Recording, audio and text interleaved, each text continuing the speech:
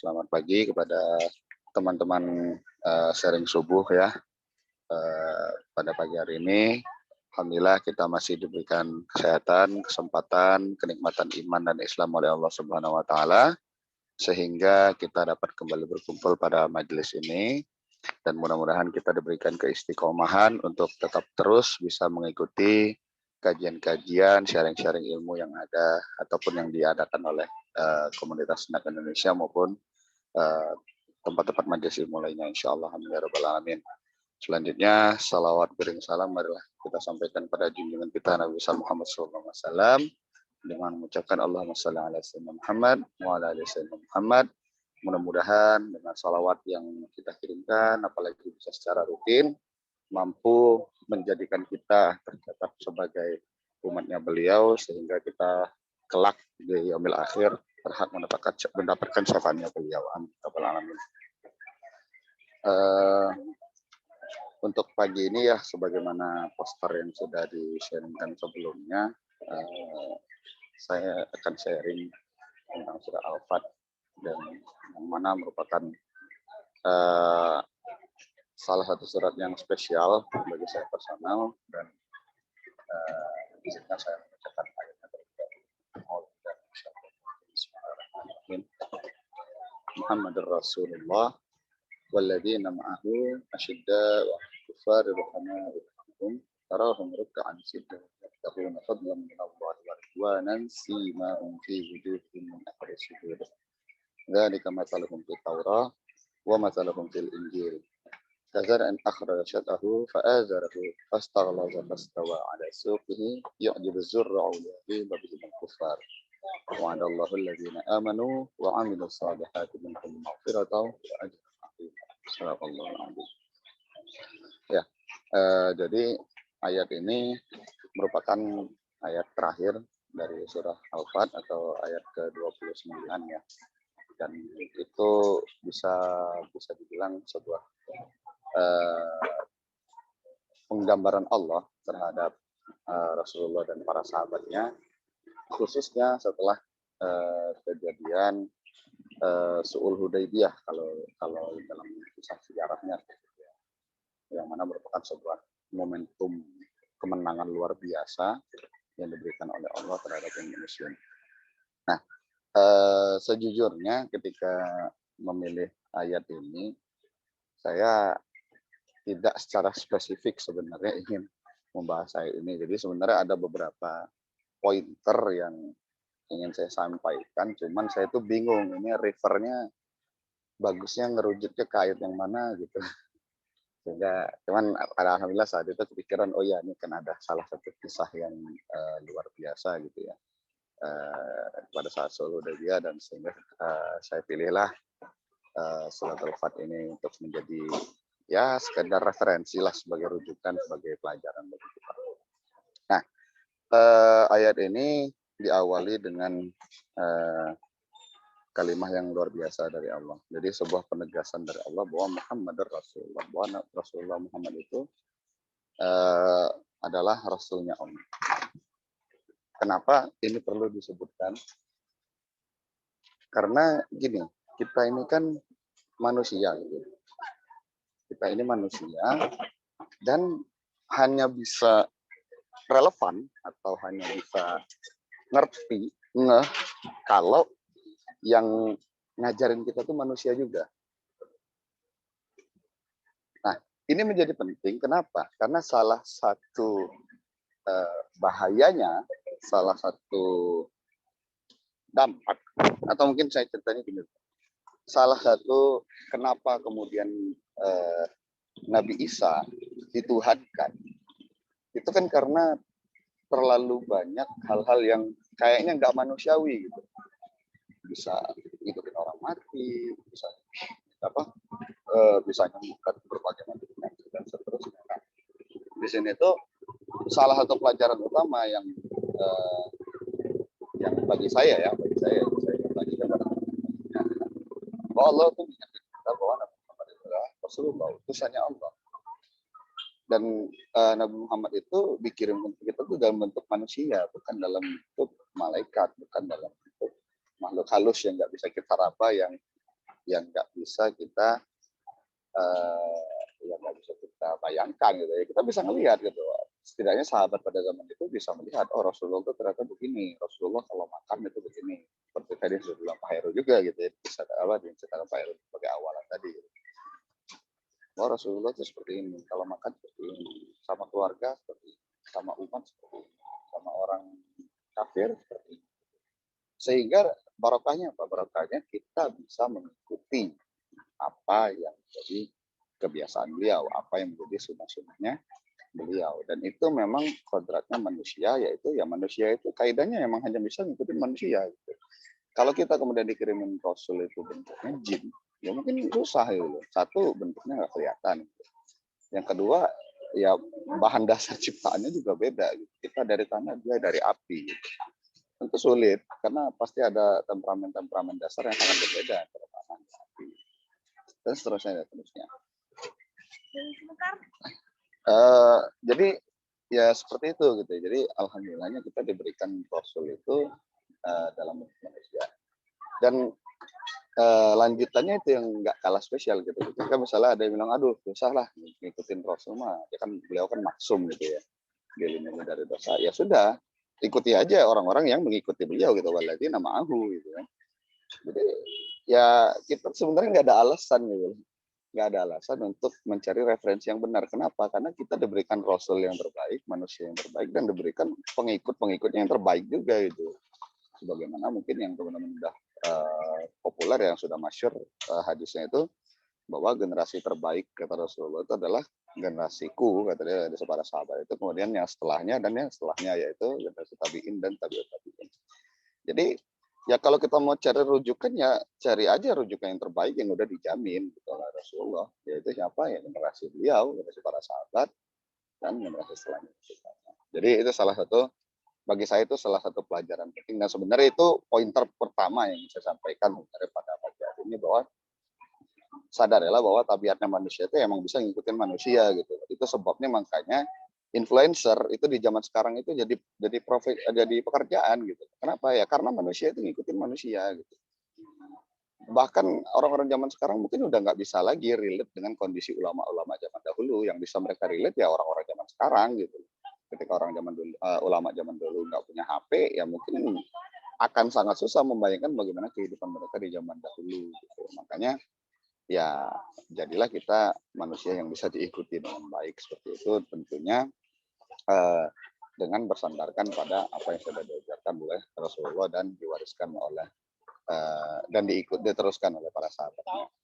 Nah, yang kedua poin penting yang saya sampaikan itu adalah bahwa dalam mempelajari agama itu salah satu poin penting yang harus kita ingat kembali adalah bahwa belajar agama itu harus, kalau menurut ini ya tradisinya para ulama, itu haruslah bersanad.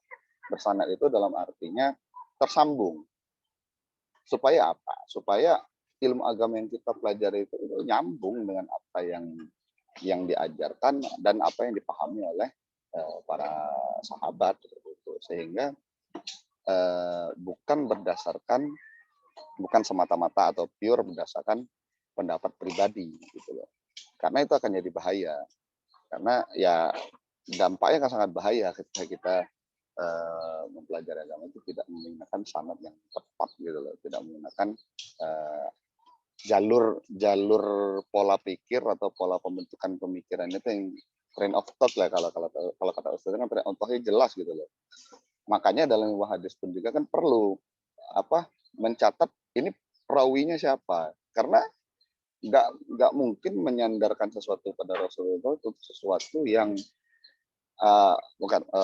maksudnya ketika kita menerima sebuah hadis itu tentunya kan itu menjadi sesuatu yang amat penting gitu. Dan tentu itu tidak mungkin bisa kita terima yang sembarangan. Makanya ulama-ulama hadis terdahulu itu tentu sangat selektif sekali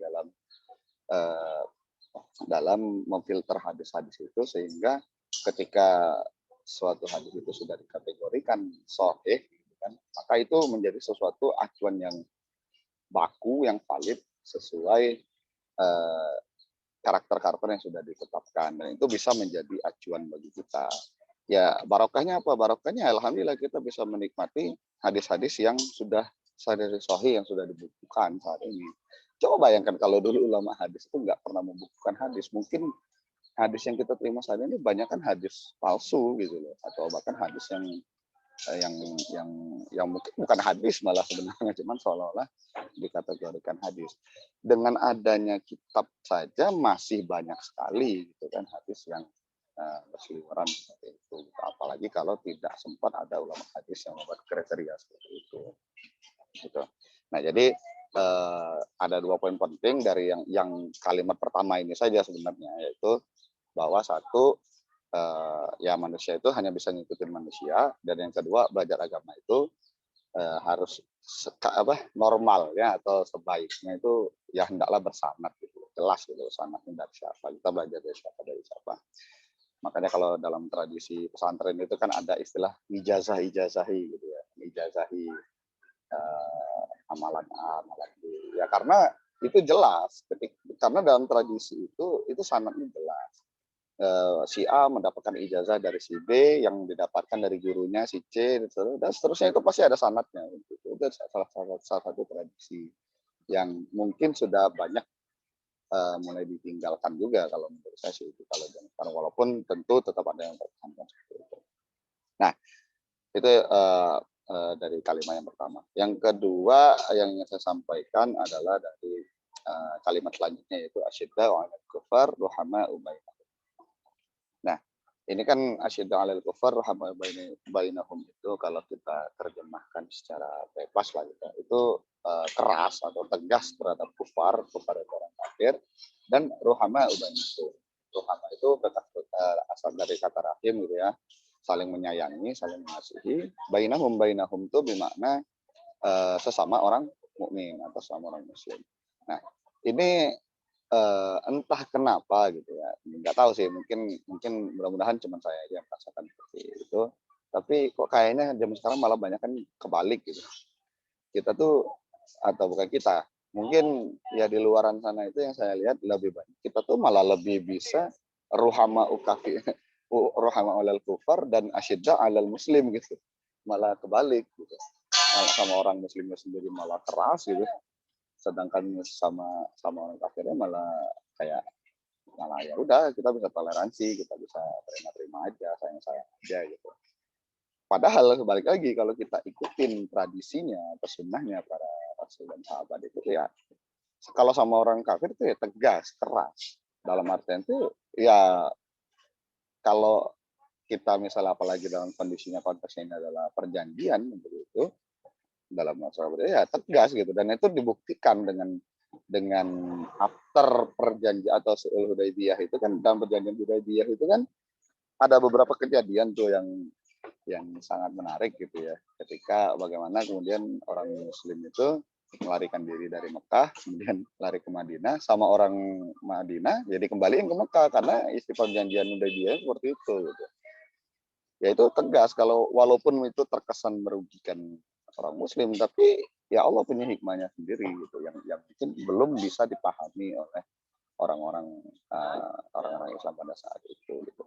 Tapi intinya yang ingin saya sampaikan itu adalah salah satu sunnah, salah satu tradisi yang mungkin sudah mulai agak terlupakan dan agak ditinggalkan oleh kita sekarang itu, ya orang para sahabat, para Rasulullah dan para sahabat itu ya asyidda 'alal kufar ruhamau bainahum, jangan dibalik gitu. Makanya kemarin saya ngambil temanya itu, sebenarnya salah satu poin penting yang saya sampaikan di sini, jangan sampai kita tuh kebalik, sama orang muslim malah kita keras tegas, tapi sama orang kafir malah malah rohama gitu loh. Jangan kebalik gitu loh. Karena sebagaimana yang dipesankan oleh Rasulullah itu, kita kan bersaudara gitu loh. Innamal muslimuna ikhwah gitu. Kita tuh bersaudara. Seperti itu. Nah, kemudian ayat ini dilanjutkan lagi gitu. Rahmah bainahum tarahum ruk'an sujjadan yabtaghuna fadlan minallahi wa ridwana. Jadi apa sih pakemnya yang harus kita pegang itu, orang mukmin itu atau Rasul para sahabat itu, apa pakemnya? Apa ruk'an sujjadan. Yang kalau gampangnya gitu artikan ya ciri khasnya itu sholat gitu. Jadi udahlah pokoknya kalau sama sobat muslim kita itu masih sholat, ya sudah itu menjadi kayak pakem dasar dulu lah gitu. Untuk kita bisa rohama ubaina. Jangan perbedaan di hal-hal sifatnya furu'iyah atau sifatnya cabang agama itu menjadikan kita kemudian terpecah belah. Padahal kalau kita lebih mendalami sebenarnya itu bukan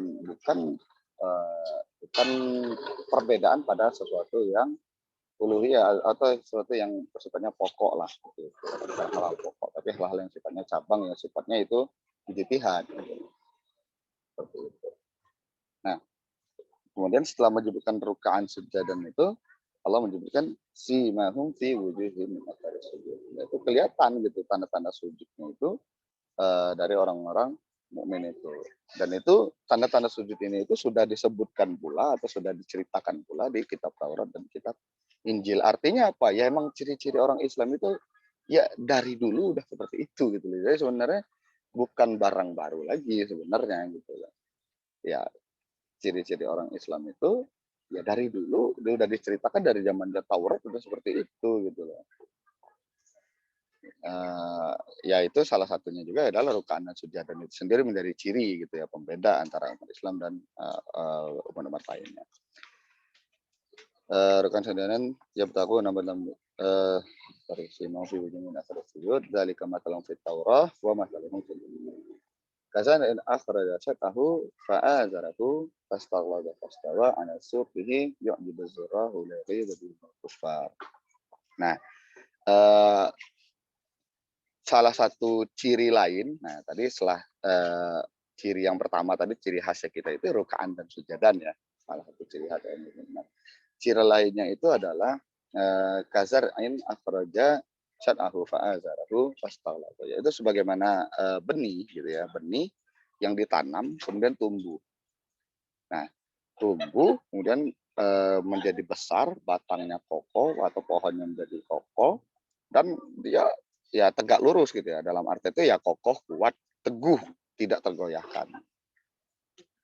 Dan menyenangkan hati yang menanamnya. Nah, ini ciri-ciri ya, ciri-ciri orang-orang mukmin juga nih yang perlu kita dalami mungkin. Jadi maknanya apa? Ada yang memaknai atau mungkin dari sisi saya pribadi setelah melihat beberapa referensi itu intinya itu adalah tarbiyah, yaitu mendidik, pendidikan generasi. Kenapa? Karena Rasulullah itu mendidik para sahabat itu dengan akar yang kokoh, dan akar yang kokoh itu adalah dari tauhid yang kuat. Sehingga ketika tauhidnya kokoh, akarnya kokoh, sahabat itu tumbuhnya itu ya tumbuh ke atas tinggi, tapi nggak tergoyahkan. Dan itu menyenangkan yang menanam benihnya dalam hal ini ya Rasulullah sendiri karena beliau yang mentarbiyah para sahabat. Nah, jadi yang saya pelajari di sini adalah salah satu sunnah yang terlupakan dari kita itu adalah tradisi tarbiyah sebenarnya. Jadi tradisi mendidik. Dan ya akibatnya apa? Akibatnya ya kita kalau boleh saya katakan saat ini itu ya banyak yang tercabut dari ilmu akhirnya. Sementara agama ini tidak mungkin dijalankan tanpa ilmu.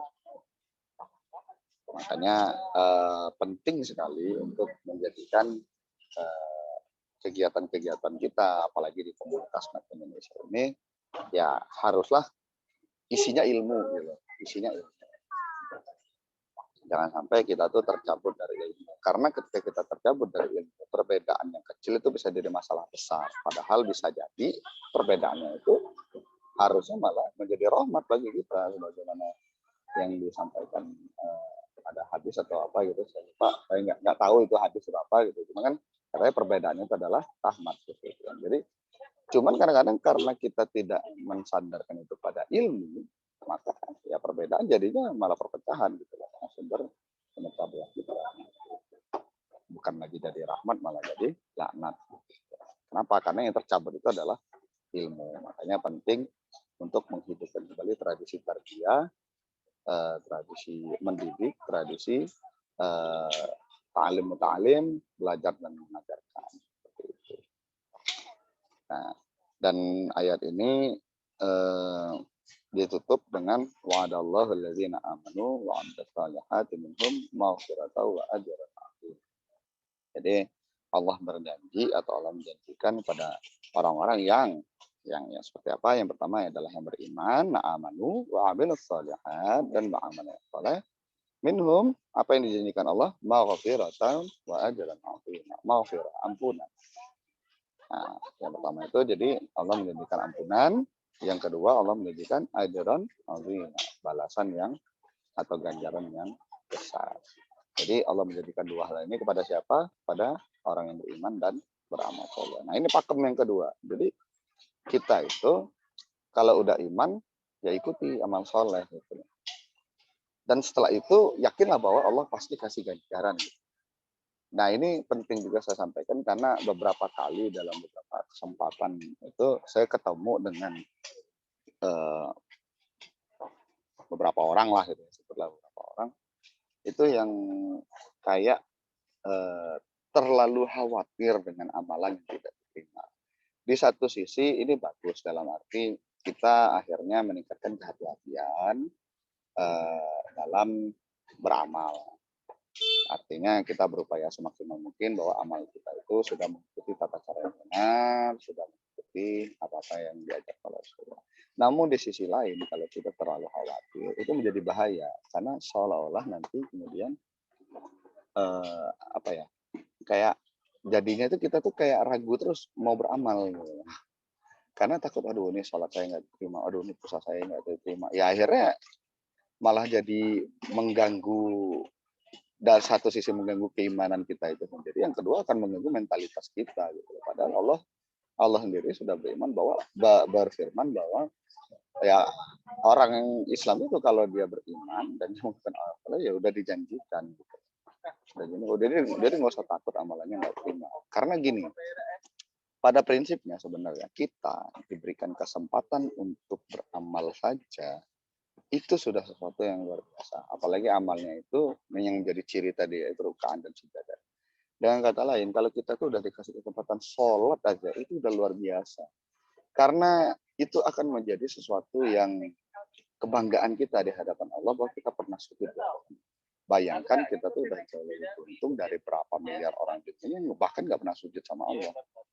Jadi mau perkara sholatnya diterima apa enggak itu harusnya menjadi nomor sekian harusnya. Ketika kita diberikan kesempatan, diberikan kemampuan untuk bersujud di hadapan Allah itu sudah harus menjadi kebahagiaan, harus menjadi kebanggaan sendiri.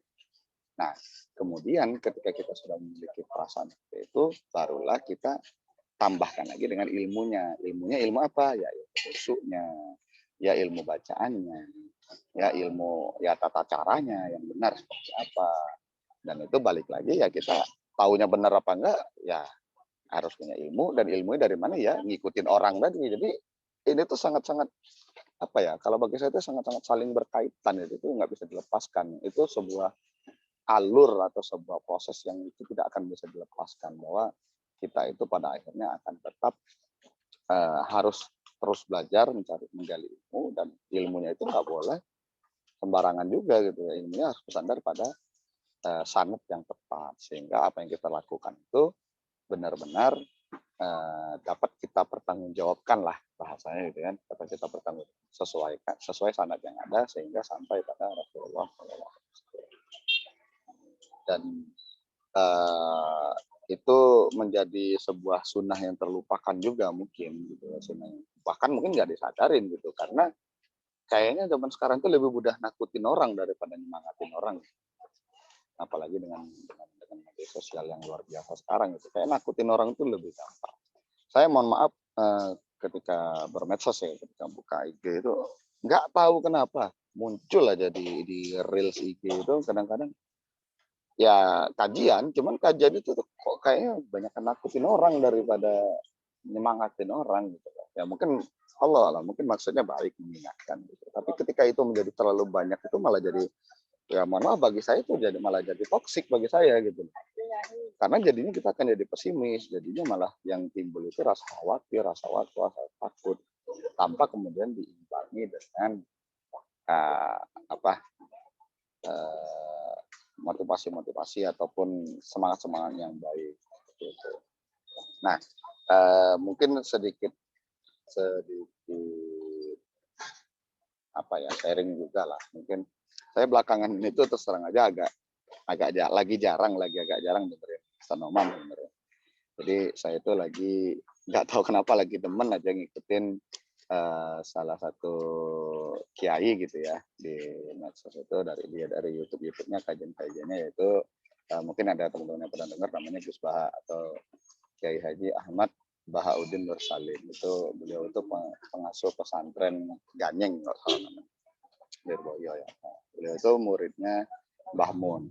Nah, itu saya mendapatkan perspektif yang luar biasa gitu, dari kajian-kajian beliau, dari cara-cara beliau menyampaikan. Padahal yang disampaikan itu bukan ilmu sembarangan, maksudnya beliau mengkaji itu dari kitab-kitabnya Fathul Bari, kitab-kitabnya ulama-ulama inilah, kitab-kitab kuning pesantren gitu. Cuman bisa beliau sampaikan dengan gaya yang mudah, gaya yang kita bisa mengerti gitu.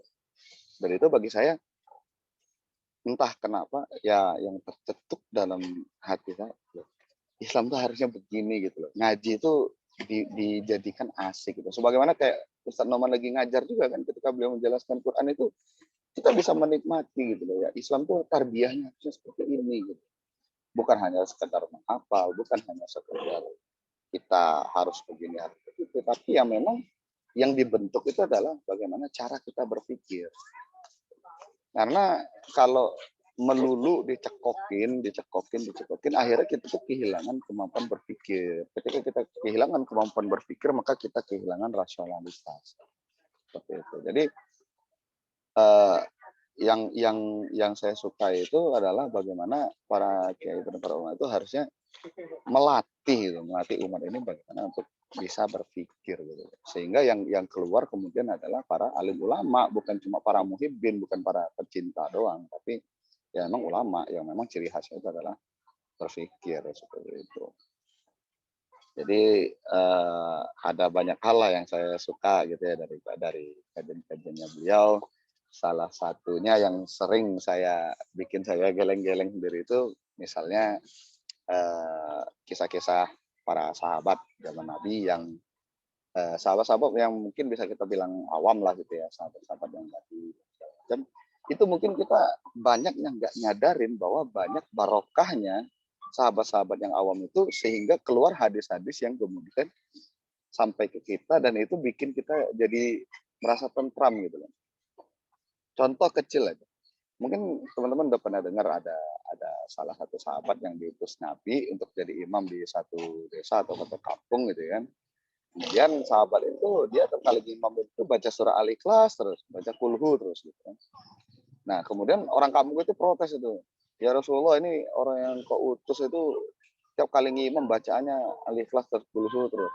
Kemudian dikonfirmasi oleh Nabi, kenapa engkau baca kulhu terus? Ya karena jawabnya sahabat itu simpel aja gitu, karena itu di dalamnya itu terkandung sifatnya Allah, itu sifatnya Ar-Rahman gitu. Dan itu surah yang nggak ada tentang kitanya gitu, itu semuanya tentang Allah gitu. Dan dia cinta karena itu. Kemudian kan gara-gara kejadian itu kan kemudian Allah menyampaikan kepada Nabi, salam sampaikan kepada sahabat tersebut, Allah mencintai dia karena dia cinta surah Al-Ikhlas gitu loh. Sehingga ini menjadi barokahnya bagi kita itu ya, kita jadi harusnya bisa mencintai surah Al-Ikhlas juga dalam sholat gitu. Jadi nggak harus dalam sholat itu bacanya harus Al-Baqarah terus atau baca surah Al-Kahfi terus misalnya. Ya barokahnya itu salah satunya dari sahabat-sahabat yang awal. Dan itu mungkin kalau nggak ada kejadian itu, mungkin kita di zaman akhir ini, apalagi sekarang itu tahfiz sudah banyak gitu kan, mungkin tiap kali sholat wajib itu bacanya sejus-jusan terus mungkin gitu kan. Nggak ada lagi mungkin yang baca kulhu, 3 kul itu kan, surah-surah yang seperti itu gitu. Nah itu kejadian-kejadian lucu yang Ya beliau menyampaikannya seperti itu, tapi bikin kita mikir, setidaknya bikin saya jadi mikir, iya ya, mungkin kalau nggak ada kejadian itu mungkin Eee, ya nggak ada orang yang baca 3 kul itu gitu kan, karena dianggap jadi kayak meremehkan gitu loh, karena ya mau seorang cuma 4 ayat. Nah itu mungkin malah malah bisa menimbulkan, oh itu sholatnya paling cepat aja gitu. Tapi ya enggak gitu, ketika kita kan nggak tahu hatinya orang itu, kenapa orang membaca itu, apakah karena emang mungkin dia cepat ataupun karena apa ya wallahu alam. Cuman kalau memang seorang itu kan mencintai surah itu sepenuh hati karena emang dia paham, nah itu balik lagi kuncinya kan, kalau orang itu tahu ilmunya gitu loh, dengan amalan yang sama itu bisa menjadi responnya berbeda gitu loh, karena tahu ilmunya. Kan enak gara-gara mencintai surah Al-Ikhlas kita dicintai Allah itu. Gampang loh gitu kan, bacaannya juga gampang, nggak harus ngapalin Al-Baqarah gitu kan, tapi dicintai oleh Allah. Nah, caranya gimana? Ya harus tahu ilmunya dulu. Itu hal-hal yang apa ya, yang kayak sambil-sambil lucu, cuman itulah bedanya ulama dengan kita tuh, dalam lucunya pun ada ilmu, gitu. Sebagaimana Rasulullah juga kan gitu, seperti itu. Dalam bercandanya aja ada ilmu. Rasulullah seperti itu. Ada juga misalnya kisah-kisah lain ketika Rasulullah sedang menceritakan tentang hari kiamat gitu, tentang tanda-tanda kiamat. Nah, kemudian ada orang awam juga itu, sahabat yang awam juga, terus malah nanya ke Rasulullah, "Ya Rasulullah, itu kiamatnya kapan?" gitu. Dari tadi cerita kiamat kiamat kiamat kiamat, kiamatnya kapan gitu. Kemudian, setelah diulangi sampai nanya 3 kali, kemudian, eee, Rasulullah nanya balik gitu loh, "Lah kamu dari tadi nanya kapan, persiapanmu apa emangnya?" Gitu kan ditanya. Ini saya ceritakan dengan bahasa kita ya, kalau hadisnya mungkin teman-teman bisa cari. Itu ada dalam hadis sahih pokoknya gitu, tapi saya nggak tahu nomornya segala macamnya. Itu bisa teman mencari. Jadi, ditanya balik pada Rasulullah, "Kamu persiapannya apa kok berani nanya-nanya kiamat kapan?" Gitu. Terus sahabat itu dengan entengnya jawab gitu, "Kalau persiapannya sih nggak banyak Rasulullah ya, sholat kayak biasa, puasa kayak biasa, tapi saya cinta engkau ya Rasulullah," kata. Nah kemudian dari jawaban itu kemudian keluarlah hadis, ya kan, apa, "Anta ma'aman ahbabta." Jadi engkau akan bersama orang yang engkau cintai. Itu gara-gara pertanyaan seperti itu keluar hadis itu seluruh apa, sahabat yang hadir itu jadi ikut-ikutan seneng gitu. Karena kan semua yang hadir itu pasti cinta Rasulullah, dan barokahnya pertanyaan ini untuk kita yang sampai hari ini masih mencintai Rasulullah juga insya Allah kedapetan kebagian barokahnya hadis ini gitu, bahwa kita akan bersama orang yang kita cintai. Kalau kita cintanya Rasulullah ya insya Allah sampai hari apa yaumil akhir nanti mudah-mudahan kita akan dipertemukan bersama Rasulullah SAW yang juga sudah merindukan kita gitu ya kan, sejak 1400 tahun yang lalu seperti itu. Nah itu kejadian-kejadian seperti itu tuh kan kita nggak akan tahu kalau kita satu nggak punya ilmunya, yang kedua kita nggak punya sanatnya gitu loh. Kita tahu dari mana ada kejadian-kejadian seperti itu kalau kita nggak belajar dan kita tidak belajar dengan sanad jelas gitu. Jadi, barokah lainnya gitu ya, hikmah yang lainnya dari kisah-kisah itu seperti itu tuh, ya kita nggak perlu minder gitu loh. Oh di levelnya sahabat itu juga ada kelasnya macam-macam. Nggak semua sahabat itu sekelasnya Abu Bakar, nggak semua sahabat itu sekelasnya Umar. Ya, banyak juga kok sahabat-sahabat yang awam dan mereka itu tetap radhiyallahu anhum wa radu anhu. Jadi nggak usah minder. Jadi kalau kita melevelkan atau mengkelaskan diri kita awam, ya Islam itu ada juga kok amalan-amalan untuk orang awam tuh ada. Untuk amalan-amalan untuk kelasnya awam itu tetap ada. Nah, tahunya dari mana? Ya belajar gitu kan, balik lagi. Caranya gimana? Ya belajar, taklim, ikut majelis ilmu. Nah, nanti dari situ kita tahu bagaimana yang benar dan dari situ pula kita bisa naik kelas. Masa iya seumur-umur mau apa, mau awam terus seperti itu. Jadi, mudah-mudahan Allah melindungi kita dari musibah akhir zaman ini, dan musibah terbesarnya itu adalah kita tercabutnya dari ilmu. Dan kalau kita ingat-ingat kembali juga, salah satu ciri akhir zaman atau ciri-ciri mendekati kiamat nanti itu kan mulai banyak diwafatkannya para ulama. Nah, kalau ulama udah mulai banyak wafat, ya itu ilmu akan semakin tercabut. Sehingga yang akan merajalela di dunia adalah orang-orang bodoh, orang-orang yang nggak tahu hukum, yang nggak tahu agama, yang nggak tahu cara berpikir para ulama dan seterusnya. Makanya saya mungkin kalau boleh dikatakan saya berwasiat lah melalui kesempatan ini gitu ya.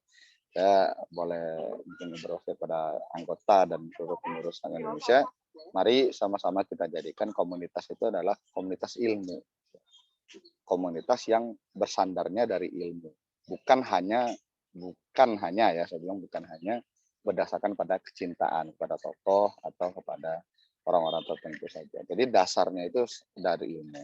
Sehingga yang kita lahirkan dari komunitas ini adalah para ulama gitu, orang-orang alim, orang-orang yang berilmu, bukan para muhibbin gitu, bukan orang yang hanya cinta. Sehingga menjadikan komunitas ini mudah-mudahan lebih diberkahi oleh Allah Subhanahu wa taala.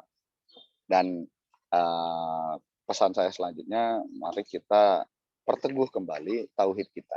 Sebagaimana tadi yang sudah dibahas di ayat tadi gitu ya. Salah satu ciri orang mukmin itu kayak benih yang ditanam. Nah, benihnya itu apa? Benihnya itu adalah tauhid. Ya tauhid itu simpelnya la ilaha illallah Muhammadur Rasulullah. Udah itu bekal bekal kita sampai ke surga nanti. Sesimpel itu. Makanya sampai ada Rasulullah itu kan melakukan hadis itu, barang siapa yang meyakini la ilaha illallah itu maka baginya surga, falakal jannah. Lalu sahabat sampai kayak nggak percaya. Ya modalnya sesimpel itu gitu. Sampai nanya, walaupun dia pernah berzina, walaupun dia pernah mencuri, ya walaupun dia pernah berzina, walaupun dia pernah mencuri gitu. Kalau dia yakin la ilaha illallah Muhammadur Rasulullah itu ya falakal jannah, baginya surga gitu. Jadi intinya apa? Intinya tauhid itu pokok gitu loh. Hal-hal yang kita nggak boleh ada perdebatan di dalamnya. Kita nggak perlu memperdebatkan itu. Karena toh tanpa kita perdebatkan juga itu akan tetap menjadi sebuah kebenaran yang hakiki, kebenaran yang mutlak. Gitu. Ya, jadi tauhid itu sesuatu yang pokok. Itu bukan furu'iyah ya. Kalau itu kita harus sama-sama sepakat dan hati-hati kalau kadang nggak sepakat ini bahwa la ilaha illallah wa Allah tiada Tuhan selain Allah dan Nabi Muhammad itu adalah utusan Allah. Makanya di awal surah pun tadi ketika Allah menegaskan Muhammad Rasulullah itu penegasan yang luar biasa seperti itu bagi saya karena itu kayak meneguhkan kembali tauhid kita. Allah ingin mengingatkan kembali bahwa Nabi Muhammad itu adalah rasulnya gitu, utusannya dia. Dan Rasulullah itu memang diutus selain untuk memperbaiki akhlak ya, adalah untuk menghidupkan kembali tauhid gitu. Karena di zamannya beliau diutus itu ya tauhid itu udah melenceng gitu kan, udah sangat berbeda sekali dengan apa yang diajarkan oleh Nabi Ibrahim alaihissalam. Nah, dan ya kalau kita lihat-lihat lagi nih di zaman akhir ini, ya udah mulai banyak ada lagi yang melenceng-lenceng nih gitu kan. Udah mulai macam-macam lagi nih kejadiannya gitu. Jadi ya mari kita jadikan kembali tauhid itu sebagai benih kita. Sesuatu yang pokok, sesuatu yang harus mencengkeram kuat di dada kita sehingga tidak perlu ada keraguan di dalamnya. Sehingga kalau orang nanya, Tuhanmu siapa? Allah.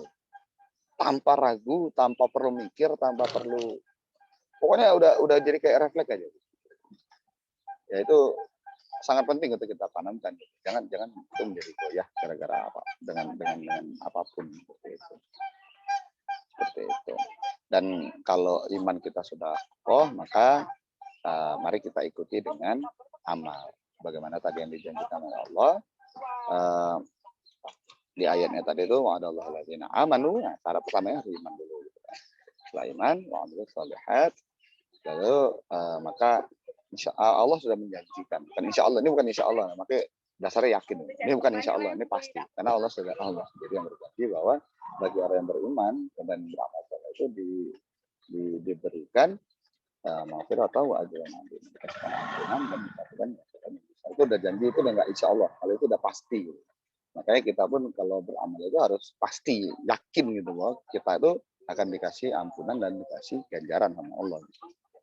Nah supaya yakin gimana? Balik lagi harus tahu ilmunya. Ya, jadi mungkin itu yang bisa saya sharingkan pada pagi hari ini.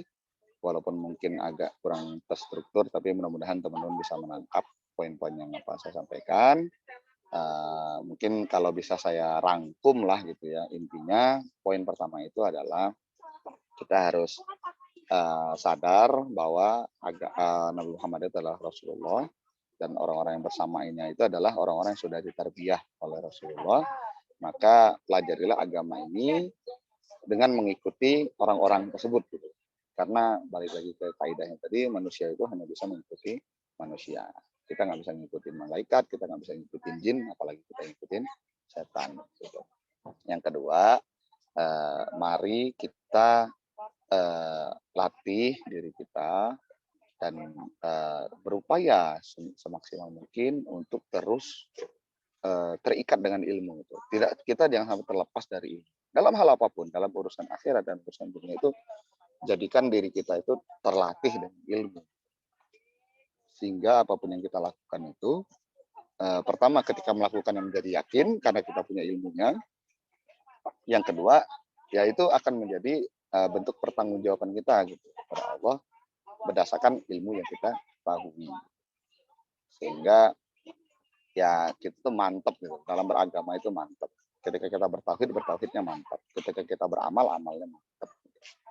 Dan itu akan menjadi ciri khas kita sebagai umat muslim, yaitu sebagaimana tadi yang dikisahkan di ayat itu kayak benih yang ditanam, akarnya dasarnya kokoh gitu kan, akarnya kokoh sehingga tumbuh menjadi pohon yang kuat pula, batangnya tinggi dan menyenangkan hati yang menanamnya. Kira-kira seperti itu. Allah alam bisawab, lebih kurangnya mohon maaf, dan pada Allah mohon ampun. Mudah-mudahan yang sedikit ini bisa sedikit menambah ilmu teman-teman semua, dan mudah-mudahan ini bisa menjadi reminder lah bagi kita semua untuk kembali terus menghidupkan majelis ilmu dan ikut hadir, dan mudah-mudahan nggak cuma ikut hadir gitu, tapi juga ikut berbagi, karena ilmu itu paling gampang kalau dibagi gitu. Beda dengan harta gitu. Harta itu mungkin dibagi makin habis, kalau ilmu makin dibagi makin banyak ya. Seperti itu. Makanya nggak usah takut. Kalau berbagi, kalau misalnya dari panitia minta berbagi di morning sharing itu ya ikut aja, karena yang disuruh itu kan sharing. Bukan kita ngajarkan yang seperti apa, tapi berdasarkan apa yang kita pahami, berdasarkan apa yang kita ketahui. Lebih kurangnya mohon maaf. Wabillahi taufiq wal hidayah. Assalamualaikum warahmatullahi wabarakatuh. Saya kembalikan ke Baik, terima kasih jazakallah khairan kasir kepada Bang Syafiq atas sharing pengalamannya, sharing ilmunya terkait dengan surat Al-Fat ayat ke-29. Banyak banyak sekali pemahaman yang bisa kita petik ya dari ayat ini. Selanjutnya saya persilakan untuk teman-teman menyampaikan komentar, pertanyaan, atau mungkin teman-teman ingin sharing refleksi atau pemahaman terkait ayat ini juga sangat dipersilakan.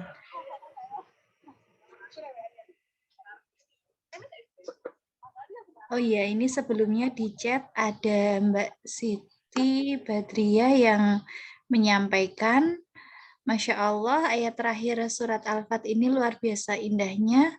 Bolehkan dikasih tambahan penjelasan kenapa di akhir ayat ini Allah ingin membuktikan kasih sayangnya untuk orang beriman yang ingin ditunjukkan kepada orang kafir. Begitu, mungkin Bang Syafiq ingin menyampaikan pandangannya tentang baik. ayat terakhir ini.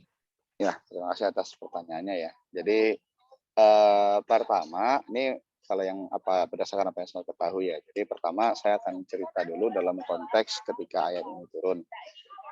Jadi ayat ini turunkan ketika setelah selesai perjanjian Hudaybiyah, yang mana pada saat perjanjian itu klausul-klausulnya kan ada banyak tuh. Di antaranya mereka akan gencatan senjata, kemudian kalau orang Islam yang dari Mekah lari ke Madinah harus dikembalikan ke Mekah, tapi kalau orang Madinah lari ke Mekah itu tidak akan dikembalikan. Itu salah satu klausul bunyi di perjanjian Hudaybiyahnya kan seperti itu. Dan saat itu kondisinya orang Islam tuh kayak ngerasa kok kita mau sih digituin gitu. Maksudnya kok Rasulullah bisa menyetujui klausul perjanjian yang seperti itu gitu loh. Bahkan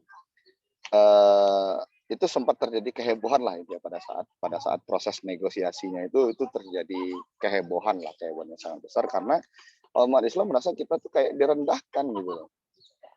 Bahkan ada sebuah hadis, dalam hadisnya itu, dan itu hadis sahih, teman-teman bisa baca nanti tentang sejarah itu ada keluar pernyataan dari Umar bin Khattab itu yang sangat terkenal gitu ya. Sampai beliau itu bilang, bukankah beliau itu Rasulullah, bukankah kita ini berada di jalan yang hak, lalu kenapa kita merendahkan diri kita di hadapan atau pada orang kafir gitu.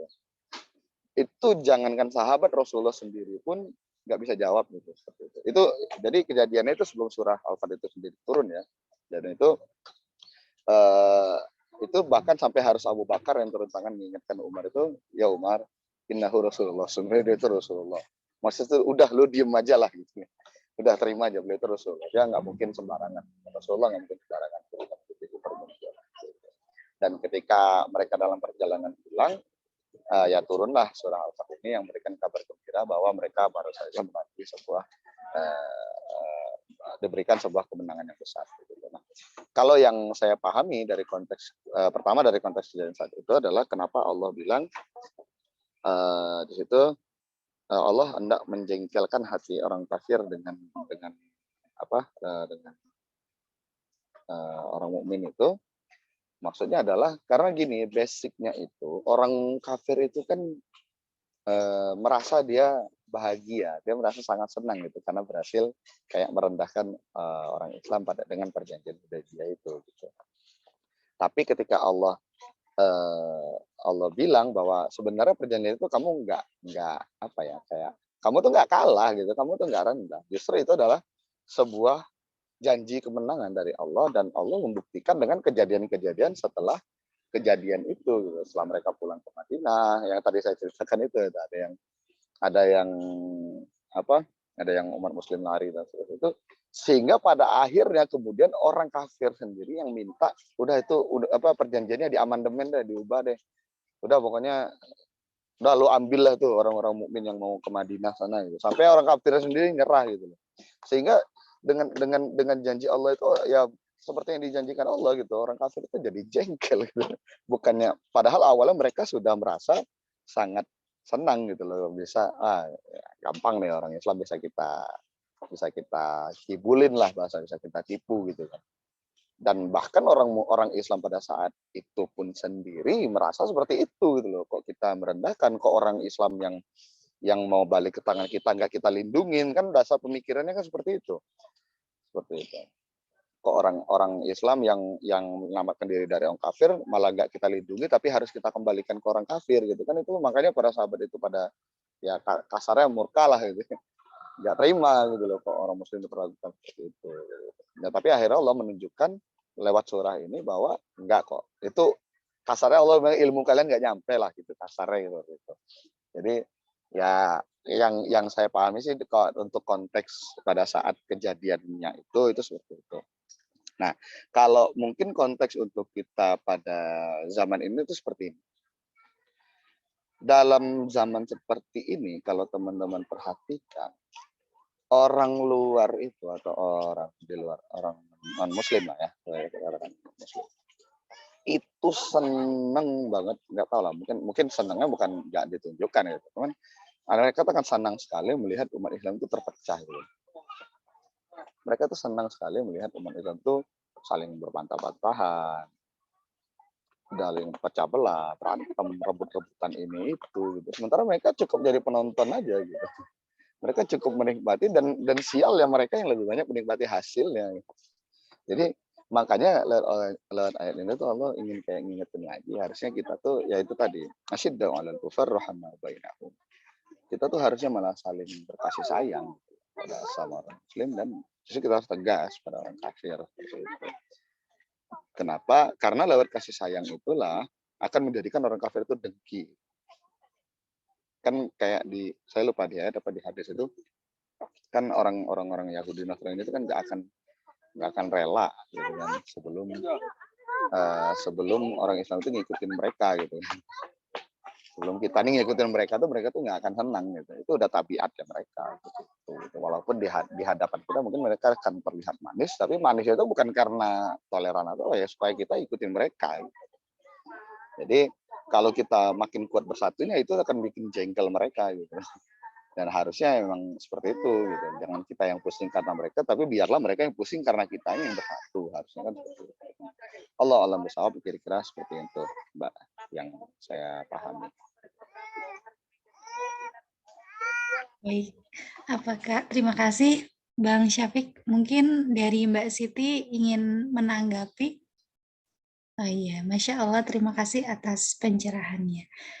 Tadi juga disinggung hadis yang disampaikan Bang Syafiq terkait dengan konteks apa ya, fitnah orang kafir saat ini ada di hadis Al-Bukhari ayat nomor hadisnya 4466 begitu. Selanjutnya kami persilahkan mungkin kepada di sini hadir ada Dr. Andi, ada Ustadz Hanif, ada Bang Mujiono, juga Pak Heru. Barangkali ada yang ingin menyampaikan refleksi, kami persilahkan. Mau sedikit menambahkan aja, Mbak, sedikit. Iya, dipersilakan, Pak. Terima kasih nih Bang Syafiq mengingatkan kita kembali ya, bahwa memang kita kalau belajar agama ini memang harus jeli gitu. Jadi artinya kita bisa belajar dari mana saja, oke, kita welcome, tapi kita juga harus punya sanad gitu ya. Jadi alhamdulillah Lebaran kemarin juga saya berkesempatan pulang untuk kembali ketemu dengan ulama. Selama saya mudik sebelum pandemi pun itu ketika menjadwalkan untuk ketemu itu agak susah gitu. Tapi alhamdulillah kemarin Lebaran pertama di mana setelah sekian lamanya saya ketemu ya Allah tunjukkanlah jalan. Jadi ada peristiwa-peristiwa yang saya nggak tahu kenapa itu Allah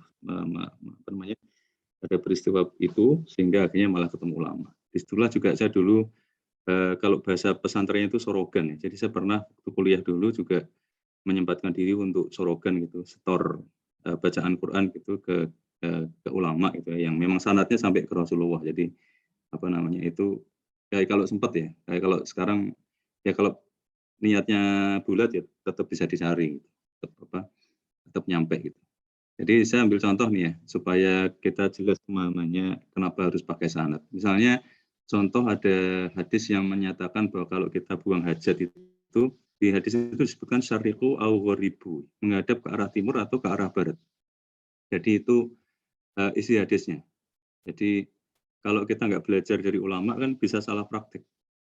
Karena kalau di Indonesia itu justru kita nggak boleh menghadap ke arah itu.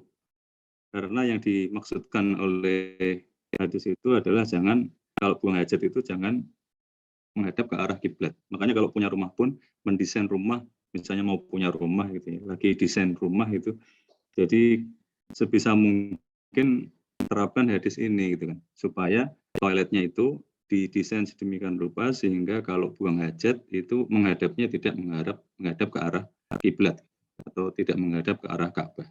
Tapi kalau bunyi hadisnya itu justru bunyinya adalah syariqu au ghoribu. Kalau buang hajat menghadaplah ke arah timur syariqu au ghoribu, menghadap ke arah barat. Dan ada syariqu itu ya yang biasa kita dengar masriqi wal maghrib itu ya sama syariqu au ghoribu, berasal dari akar kata yang sama. Jadi kita prakteknya itu bisa salah kalau kita tidak belajar dari ulama. Karena hadis itu ceritanya adalah ya situasi di Madinah. Jadi memang seperti itu. Tapi kalau di Indonesia kan justru kita menghadapnya utara dan selatan kalau buang hajat, itu yang aman ya. Atau timur laut lah ya, timur laut dan barat daya. Itu kalau kita aman. Terus misalnya contoh kedua, ini Ustadz Nukman pernah cerita juga nih, menarik ini. Saya gara-gara belajar khusus belajar akhir-akhir ini ya ada kitab yang lain juga ya, misalnya Itqon fi Ulumil Quran, tapi yang saat ini karena lagi kangen sama ayah saya ya. Ayah saya namanya Ahmad, jadi belajarnya Musnad Ahmad. Itu ya kita sudah sering dengar yasiru walatu asiru kan, permudah jangan persulit. Terus Ustadz Nukman tuh pernah mencontohkan para sahabat pada melongo itu ketika ada seorang yang mau masuk Islam, terus syaratnya tidak sholat 5 waktu, tapi cuma 2 waktu. Nah itu alhamdulillah ketemu itu kemarin, jadi terkenang lagi gitu. Jadi begitu belajar dari Musnad Ahmad ketemu hadis itu, wah ini luar biasa. Ini Ustadz Nukman pernah mencontohkan bagaimana Rasulullah itu menerapkan yasiru walatu asiru. walaupun itu sebenarnya adalah nasihat bagi para sahabat yang diutus gitu ya, ke Yaman, ke mana gitu ya, keluar dari Madinah untuk berdakwah, itu nasihat Rasulullah adalah kepada mereka, permudah ya, jangan persulit ya. Yang tadi dibahas oleh Bang Syafiq gitu. Begitu melihat kajian ini mungkin malah sulit gitu, malah ini jadi nggak mempermudah umat gitu. Nah, padahal Rasulullah itu dulu ada yang mau masuk Islam dengan syarat, aku nggak mau sholat 5 waktu ya, pokoknya aku maunya cuma 2 waktu ya. Itu Rasulullah oke gitu. Jadi Rasulullah menerima, mengabulkannya. Ya, terus kalau Ustadz Nu'man kan ada penjelasan tambahan ketika sahabat-sahabat protes gitu kan, komplain, kita ini sholat sudah tidak hanya 5 waktu, masih ada sholat sunat, hajud, macam-macam gitu kan. Ini kok cuma 2 kok, waduh gimana gitu. Tapi terus Rasulullah kan menjelaskan bahwa nanti kalau dia mengecap atau merasakan nikmatnya 2 waktu, bukan 5 waktu itu, dia nambah sendiri, tidak cuma 5, nanti nambah lagi. Terus ya kalau tadi terkait yang Bang Syafiq utarakan yang belajar dari ulama itu, saya juga belajar juga dari Gus Bah, bahkan ikut juga di komunitasnya pengajian Gus Bah. Ada beberapa komunitas ikut ngajinya juga. Ada itu juga itu Bang Syafiq iuran ngaji bacaan Qur'annya itu tiap minggu, jadi tiap minggu khatam, terus iuran ada yang 1 juz, ada yang 2 juz gitu ya, tergantung masing-masing. Jadi itu juga saya kira contoh yang baik kalau punya hafalan itu bisa nyetornya tidak ke manusia ya, tapi sebaiknya kita juga nyetor ke manusia ya, karena kita akan dicek oleh guru kita, hafalan kita bagaimana, terus tajwid makhraj dan sebagainya itu seperti apa, akan langsung dibenarkan atau dibetulkan kalau ada yang salah. Tapi juga kalau salah satu nasihat Gus Bah itu setornya juga setor ke hadapan Allah, itu setor sholat ya. Jadi kalau nggak salah beliau pernah menghatamkan sholat menghatamkan Quran 2,5 bulan, setor langsung ke Allah. Jadi bacaan sholatnya itu menghatamkan Al-Quran 30 juz itu, kalau lupa diulangi, kalau lupa maknanya juga ngaji lagi diulangi, tapi itu selesai dalam 2,5 bulan. Itu sebagai bagian dari persiapan menghadap Allah gitu. Nanti kan karena dicek lagi kan, apalagi itu pemahaman kita itu tidak di hadapan manusia tapi di hadapan Allah. Jadi itu sesuatu yang sangat inspiring. Jadi tadi 2 contoh ya, pemahaman yang kalau kita tidak belajar dari ulama, tidak ada sanadnya, bisa keliru. Buang hajat itu hadisnya bilang syariqu au gharib, menghadaplah ke arah timur atau ke arah barat, tapi itu berlakunya untuk Madinah. Kalau Indonesia ya jangan seperti itu. Nah, itu kita hanya bisa tahu itu kalau kita belajar pakai sanad itu. Terus buktikan bahwa yasiru wala tu'asiru, permudah dan persulit, itu Rasulullah sendiri membuktikannya dengan salah satu contohnya yang juga pernah dicontohkan oleh Ustadz Nu'man, yaitu menerima seorang yang mau masuk Islam tidak sholat 5 waktu tapi cuma 2 waktu. Kalau kita tidak belajar dari ulama, tidak ada sanad kan, mungkin kalau ada yang wah nggak bisa, kalau ya mau Islam apa enggak, kalau mau serius Islam 5 waktu, kalau enggak ya cuma 2 waktu buat apa. Nah, itu kan kita berarti tidak mengamalkan yasiru wala tu'asiru dan tidak belajar dari contoh Rasulullah SAW. Saya kira itu sedikit tambahannya. Terima kasih, dan nanti mohon izin karena ada kegiatan jam 7. Terima kasih sekali lagi Bang Syafiq. Salam hormat, dan mudah-mudahan kita istiqomah di komunitas ini untuk belajar dari ilmunya. Mbak Anissa Fatimah juga terima kasih. Silakan. Baik. Terima kasih kepada Pak Heru yang telah menyampaikan refleksinya ya. Tadi juga disampaikan terkait dengan setoran hafalan Quran yang biasanya kita pada umumnya hanya setor kepada ustadz atau ulama. Ternyata kita juga kalau mengikuti sanad atau adab para sahabat itu juga mereka melakukan setoran hafalan Al-Quran itu langsung kepada Allah melalui bacaan Al-Quran dalam sholat. Selanjutnya kita akan simak refleksi dari Dr. Andi terkait dengan ayat ini. Silakan, Dr. Bismillahirrahmanirrahim. Assalamualaikum warahmatullahi wabarakatuh. Makasih kepada Bang Syafiq dan semua panitia yang memungkinkan hadirnya acara ini secara rutin gitu ya. Jadi kita belajar lagi tiap minggu, istilahnya dipaksa untuk belajar tentang salah satu dari beberapa ayat Quran yang kadang-kadang diulang lagi gitu ya. Kalau tambahan dari saya sih sebelum masuk ke komentar atau refleksi, tadi Pak Heru kan bilang tentang bagaimana Rasul itu makannya tidak berlebihan gitu. Ada satu hal yang menarik yang belum pernah saya sampaikan gitu, waktu saya bahas tentang makan dan minum itu jangan berlebihan tuh, dari ungkapan ini dalam hubungannya dengan ayat ini juga, berarti orang-orang Rasulullah, Muhammadur Rasulullah, dan orang-orang alladzina ma'ahu, jadi orang-orang yang bersama dia, bersama Rasul. Ini jadi kata-kata yang digunakan, yang menariknya kata Ustadz Noman itu tidak digunakan Muhammadur Rasulullah walladzina amanu dan orang-orang yang beriman, tapi orang-orang yang bersama dengan Rasul. Jadi ada orang-orang beriman yang tidak bersama dengan Rasul juga gitu. Jadi orang-orang yang bersama Rasul, nanti di pembahasannya itu. Cuman salah satunya Imam Syafi'i itu yang luar biasa, setelah saya merenungi ucapan beliau gitu, beliau tuh bilang, saya tuh tidak pernah kekenyangan selama 16 tahun gitu. Jadi itu tuh satu hal yang luar biasa gitu. Kalau kita bisa jalanin hal itu tuh, kita tuh nggak pernah kekenyangan. Kadang-kadang dalam sebulan aja tuh pasti ada kita tuh makan kekenyangan mungkin. Ya bukan kita ya, saya misalnya.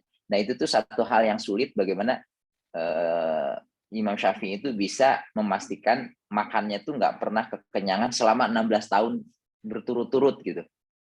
Sejak beliau mengatakan hal ini 16 tahun ke belakang tuh nggak pernah sekalipun merasa kekenyangan. Jadi ini satu hal yang luar biasa gitu, karena manusia itu cenderung sangat mudah untuk makan berlebihan, sehingga sampai ada waktu-waktu tertentu tuh kita tuh sampai kekenyangan ketika makan.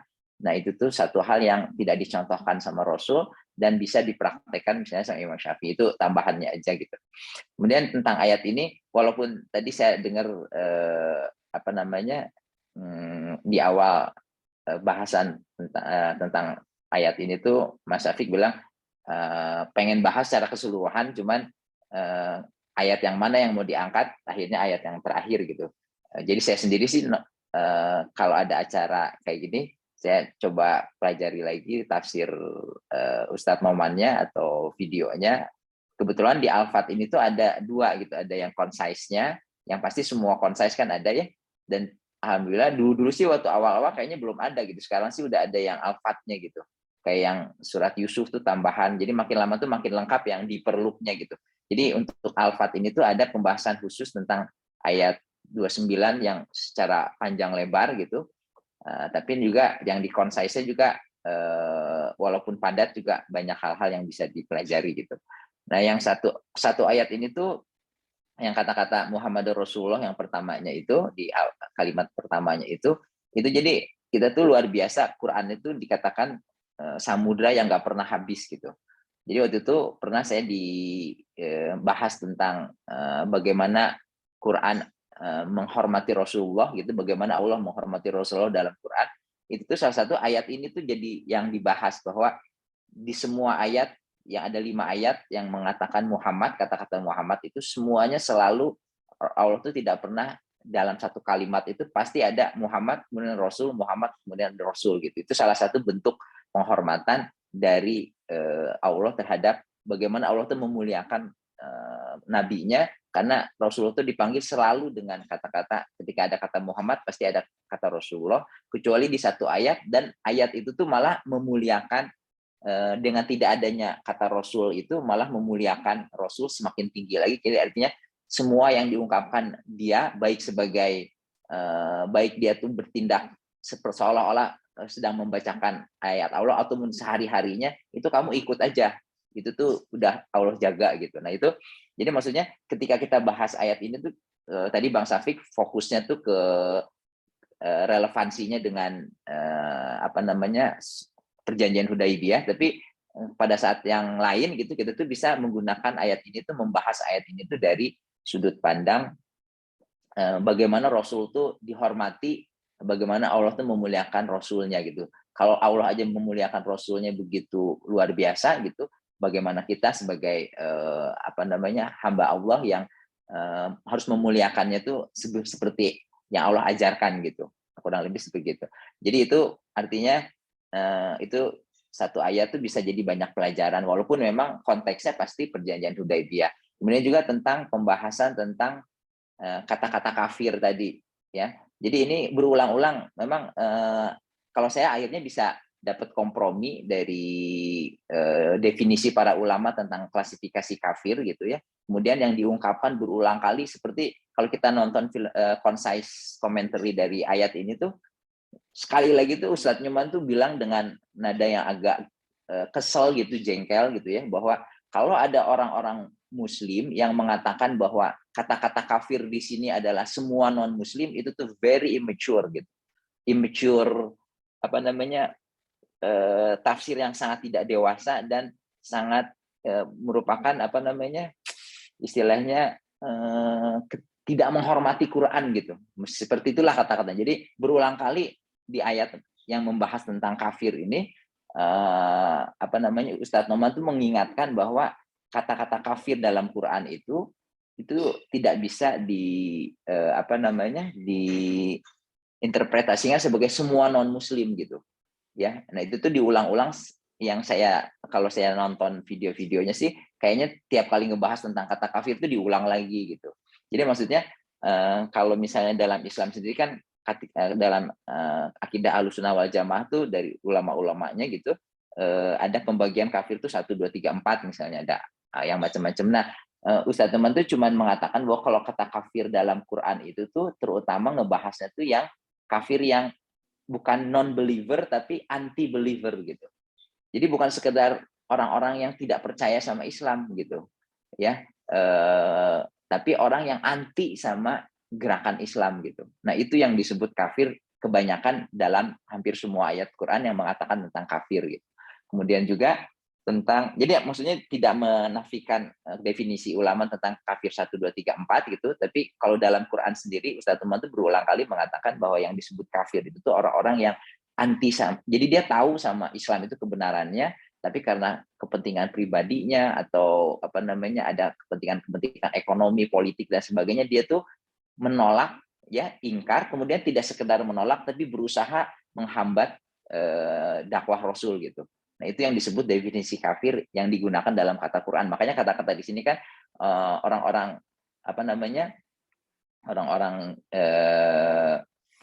orang-orang yang bersama dengan Rasul itu keras terhadap orang-orang kafir. Kalau misalnya kita interpretasikan keras terhadap orang-orang non-muslim, itu tuh jadi kita tuh seolah-olah sama orang non-muslim jangankan dakwah, gitu tuh sifatnya tuh keras gitu.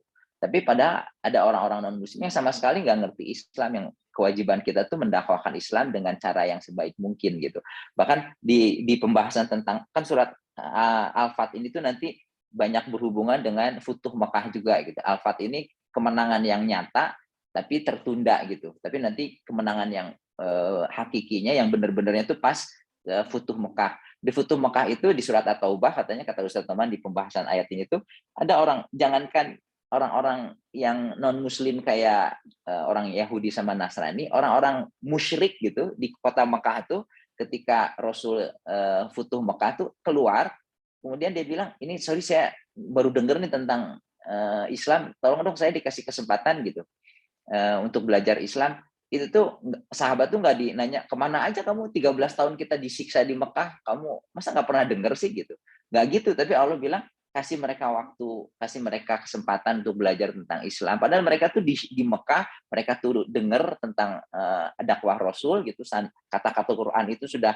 istilahnya flooding gitu, membanjiri semua penduduk Mekah, semua orang Mekah tuh tahu tentang Quran ini. Tapi ada orang-orang musyrik yang nggak tahu kerjaannya ngapain gitu, sampai nggak tahu tentang Islam, boro-boro musuhin, dia mah nggak peduli aja gitu ya, senang-senang aja. Jadi banyak orang-orang yang kayak gitu ya, orang-orang yang istilahnya non Muslim yang atau ateis atau non Muslim atau orang Muslim yang nggak belajar Islam, yang istilahnya dakwah tuh belum sampai sama dia gitu. Kemudian jangan sampai kata Ustadz Teman tuh kita dengan mudahnya bilang oh itu orang-orang kafir itu sih, orang-orang non Muslim, ya udah mereka tuh sawaun alahim angzartahum am lam tunzir, kamu mau ngingetin mereka atau enggak sama aja gitu, udah dikunci mati hatinya. Nah itu tuh Ustadz Teman tuh berulang kali karena sering banyaknya penyimpangan terhadap hal ini. Kemudian penyimpangan yang kedua juga itu tuh dikatakan bahwa apa namanya berkasih sayang terhadap sesama mereka.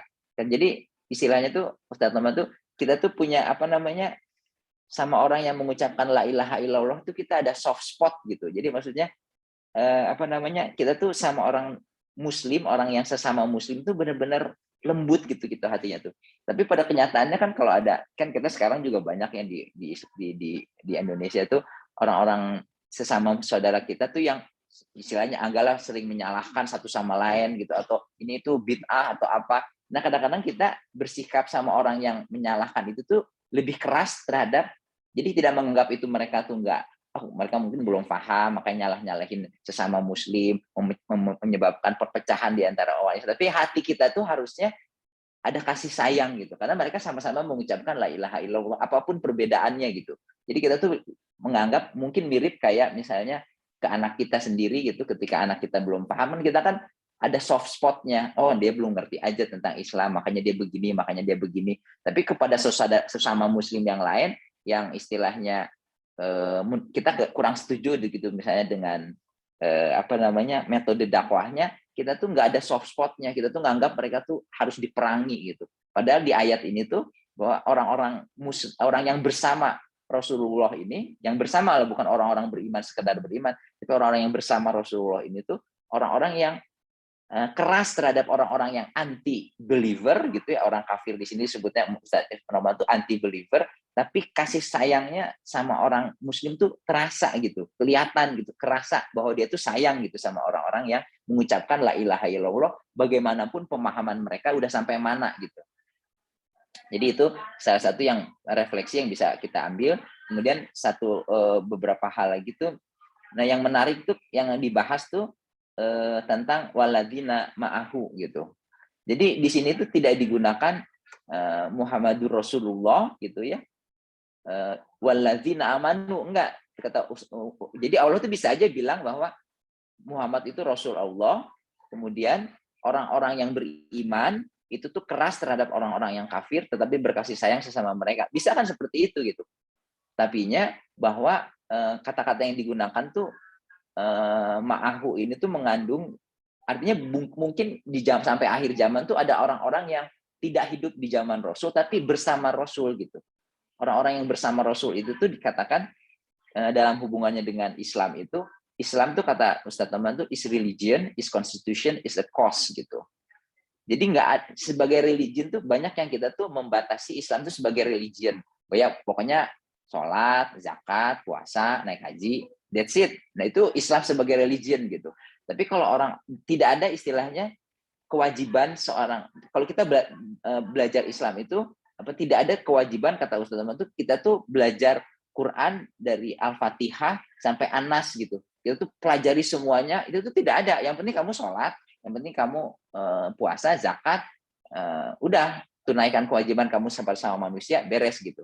Tapi kalau misalnya kita terdorong untuk belajar Quran dari awal sampai akhir, terutama yang 2/3 Quran di mana Rasul itu berdakwah sama orang-orang kafir Quraisy gitu, yang orang-orang musyrikin Madinah gitu, Mekah gitu, itu tuh lama-lama tuh secara bertahap tuh kita akan melihat bahwa ini tuh Rasul tuh punya misi, dan misi ini tuh sampai sekarang aja abad ke-14, abad setelah Rasul aja belum selesai misinya tuh.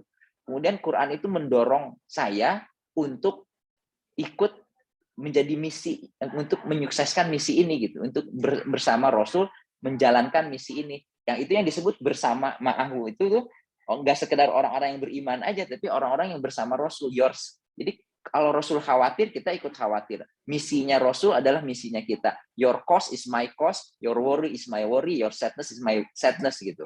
Jadi kalau Rasul sedih, kita ikut sedih. Kalau Rasul khawatir, kita ikut khawatir. Dan the cost of Rasul, cost dari Rasul itu adalah cost dari kita juga gitu. Nah itu yang disebut kata-katanya, mengapa Allah mengatakan walazina ma'ahu, tidak menggunakan walazina amanu gitu. Orang-orang yang beriman, tapi orang-orang yang bersama Rasul ini gitu. Ya. Nah, terus terakhir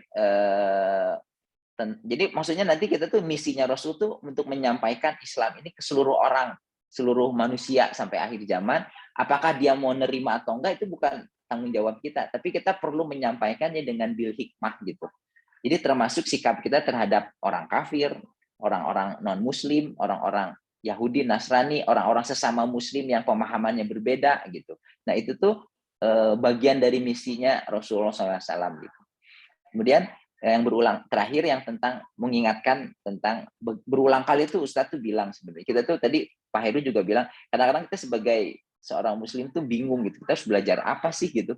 Apa yang harus kita pelajari banyak banget, saya harus ngafalin Quran juga, nyetor hafalan Quran juga, harus belajar hadis, belajar ini gitu.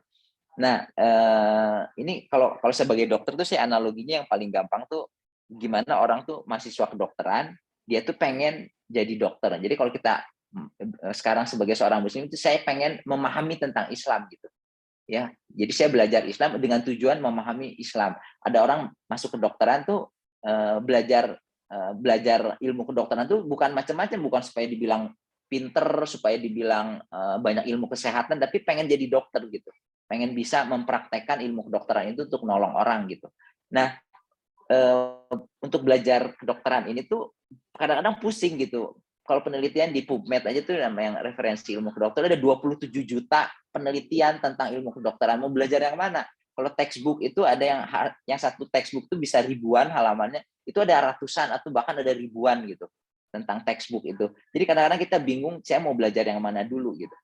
Nah, kalau jadi dokter umum dulu gitu sebelum jadi dokter spesialis tuh yang harus kita pelajari itu prinsip-prinsip yang paling penting yang diperlukan kalau kita nanti praktek sebagai dokter umum gitu. Nanti kalau udah jadi spesialis sih kita bisa pengen jadi spesialis sih belajar lagi secara khusus materi-materi khusus. Tapi kalau mau jadi dokter umum itu kita harus tahu semuanya dulu gitu. Karena kita tuh nanti nanganin orang dari sakit mata, sakit telinga, hidung, tenggorokan, sakit kulit, penyakit dalam, buat anak-anak, orang tua, segala macam kita harus tahu dulu. Mungkin kita nggak perlu belajar yang mendalam terhadap sesuatu, tapi kita harus tahu secara umum gitu. Nah yang Ustadz bilang itu untuk belajar itu, jadi bisa dibilang kayak Bayyinah TV itu kayak universitasnya gitu. Nah untuk memahami Islam secara utuh itu, kita tuh perlu yang Ustadz saranin itu, kita tuh nonton Bayyinah TV itu dari yang concise gitu, dari Al-Fatihah sampai An-Nas gitu.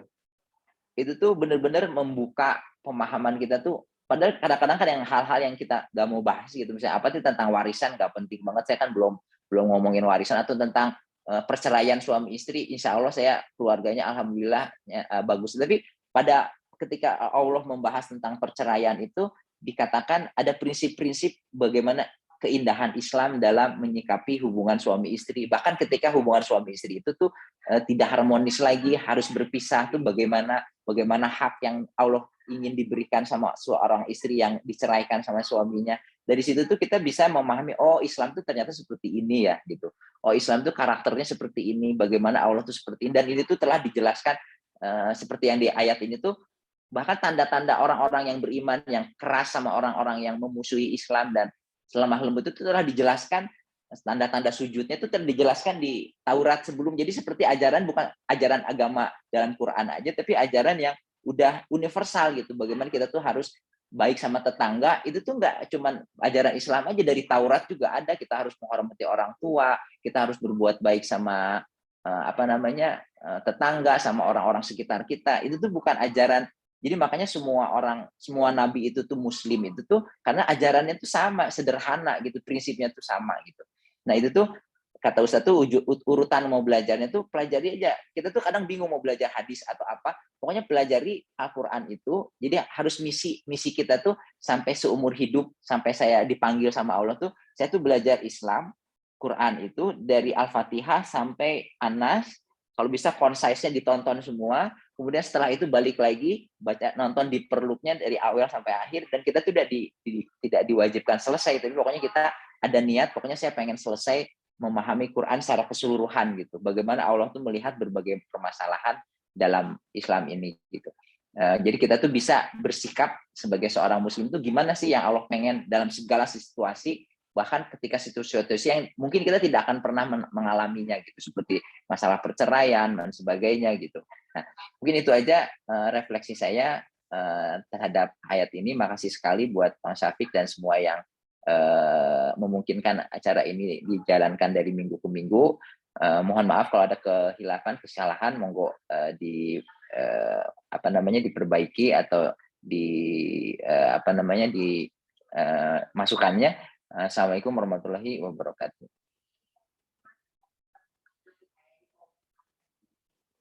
Waalaikumsalam warahmatullahi wabarakatuh.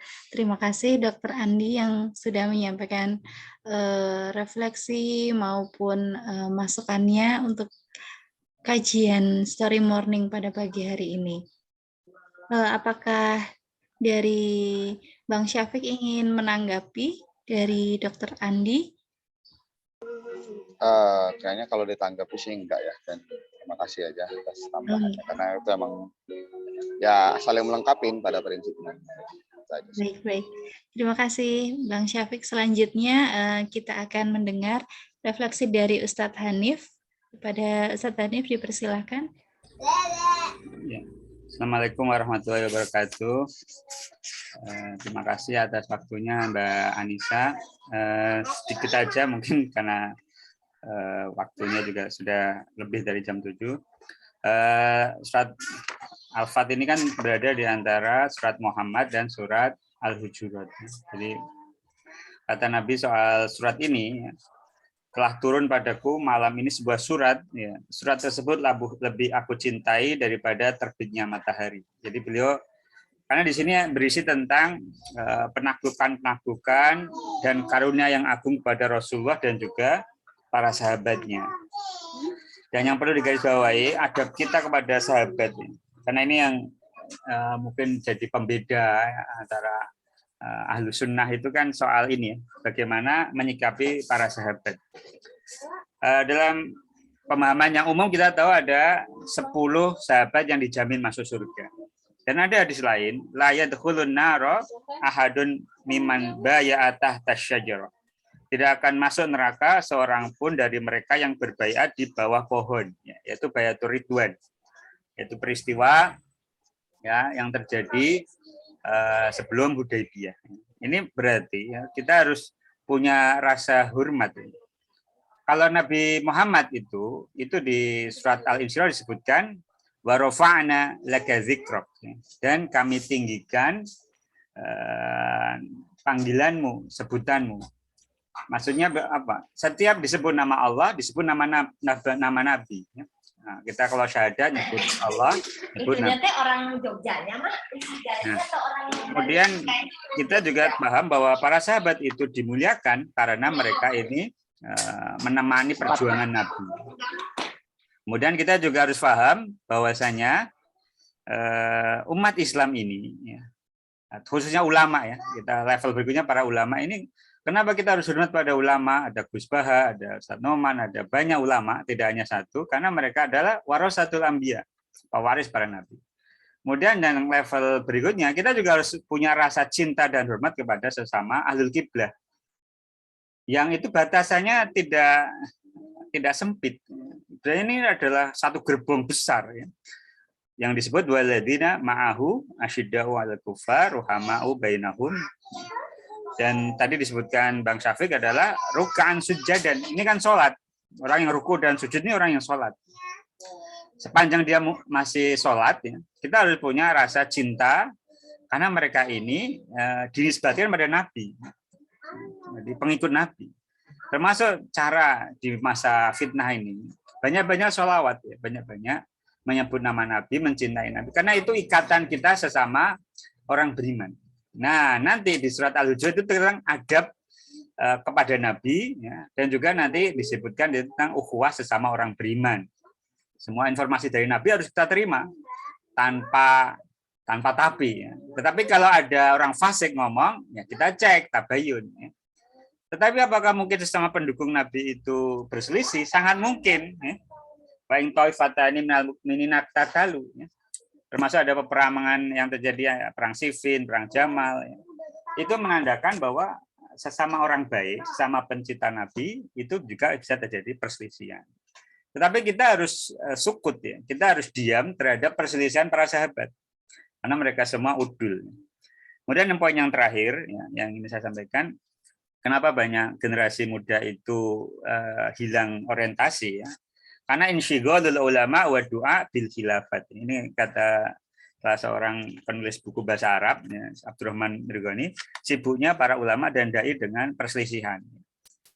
Jadi yang betul disampaikan Bang Syafiq, sunnah yang ditinggalkan apa? Kita ini suka berselisih.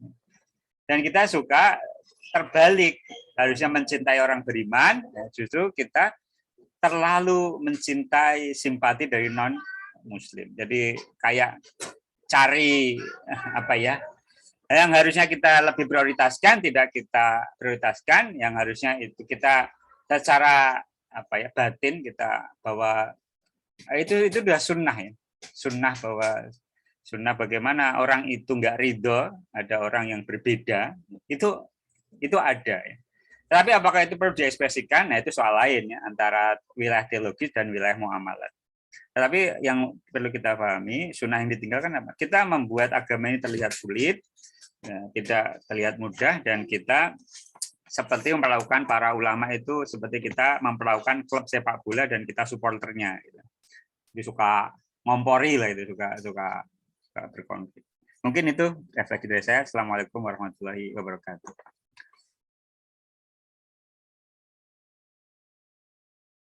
Waalaikumsalam warahmatullahi wabarakatuh. Terima kasih kepada Ustadz Hanif yang menyampaikan refleksi kepada kita, terutama tadi ada kehilangan orientasi pemuda saat ini adalah lebih simpati kepada orang-orang, lebih mendengarkan atau mencari simpati orang-orang yang tidak beriman kepada Allah, sehingga perhatian mereka tidak fokus kepada apa yang harusnya dipikirkan perannya sebagai pemuda dalam agama Islam ini. Selanjutnya kita akan dengarkan refleksi dari Bang Muji. Dipersilahkan. Ya, baik. Insya Allah sedikit saja. Tapi terdengar saya Mbak Anissa? Suara saya? Alhamdulillah jelas, terdengar. Iya, terdengar. Baik. Sebagaimana yang telah kita ketahui bersama di dalam Al-Quran itu disebutkan bahwa agama kita ini, Islam itu agama pertengahan. Jadi jangan kemudian berat ke kiri ataupun berat ke kanan. Karena ketika Rasulullah itu diutus, Allah berfirman bahwa Rasulullah itu sebagai pembawa berita gembira dan juga sebagai pemberi peringatan.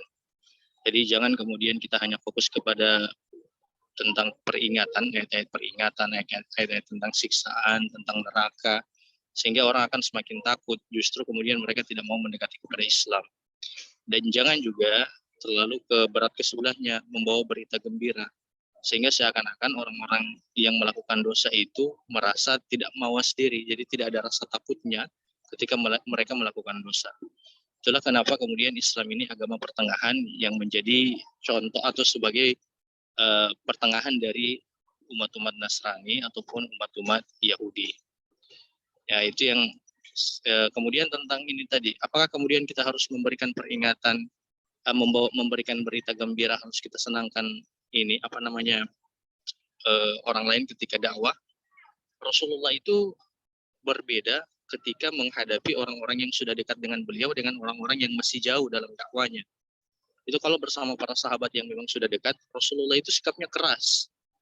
Karena memang sudah bersama dengan Rasulullah. Mereka sudah memang terbiasa dengan Rasulullah. Berbeda ketika Rasulullah itu berhadapan dengan orang-orang yang baru masuk Islam. Maka Rasulullah itu akan memberikan pilihan atau memberikan analogika terkait dengan perintah. Sebagaimana ada seorang yang meminta izin ketika untuk berzina, tapi kemudian Rasulullah memberikan analogi.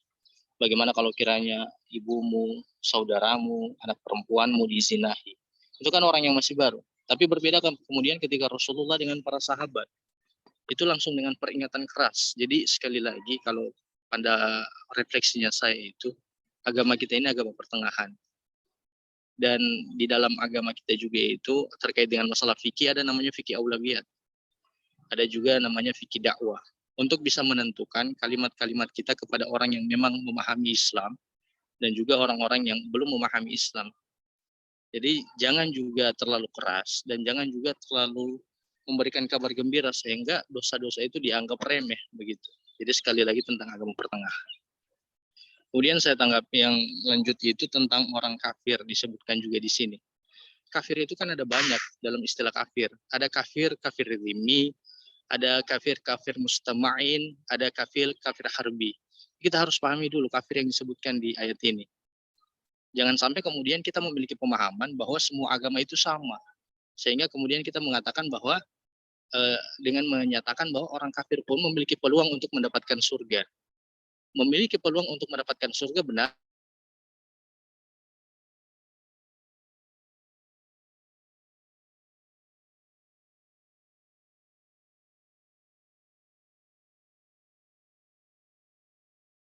Bahwa orang-orang yang meninggal dalam keadaan kafir mereka dijanjikan dengan neraka.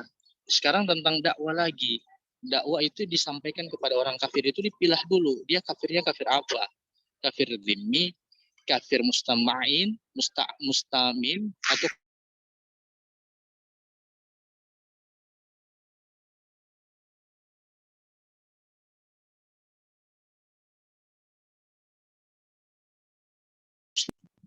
rukun iman itu adalah rukun iman atau rukun iman adalah mengimani tentang Allah, mengimani tentang Nabi Muhammad.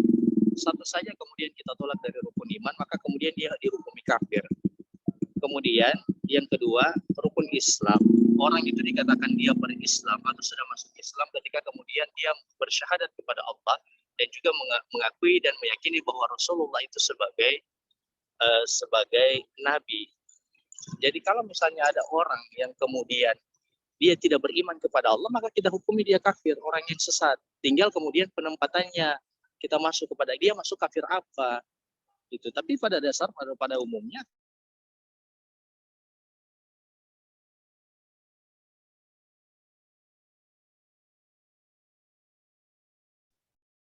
Maaf Bang Muji, mungkin kalimat yang paling jangan kemudian kita pahami itu merupakan kalimat yang kasar. Cuman pada penempatannya nanti tinggal kita bedah, kita pelajari lagi.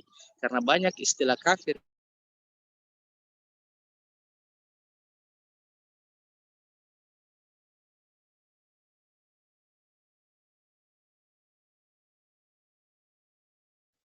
Kafir itu sebagai bahasa kan dia menutupi. Orang petani dia menutupi bibit, maka dia disebut kafir karena menutup. Tapi dalam masalah akidah dia menutupi dirinya dari Islam. Maka orang yang menutupi dirinya dari Islam dalam masalah akidah jadi disebut dengan kafir. Semoga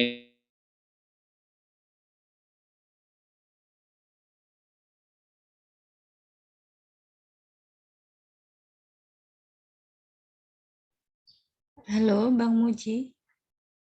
sudah, Mbak. Oh iya, terima kasih.